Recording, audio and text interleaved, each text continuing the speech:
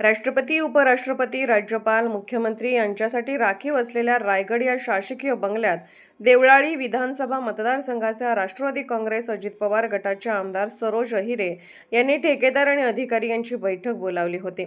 मात्र सदरचा शासकीय बंगला हा फक्त राष्ट्रपती, उपराष्ट्रपती आणि मुख्यमंत्री यांच्यासाठी राखीव आहे। त्यामुळे अधिकाऱ्यांनी हा बंगला बैठकीसाठी कसा दिलाय असं विचारले असता तर त्यावर अधिकाऱ्यांनी सारवासारव करत बैठकीतून काढता पाय घेतला।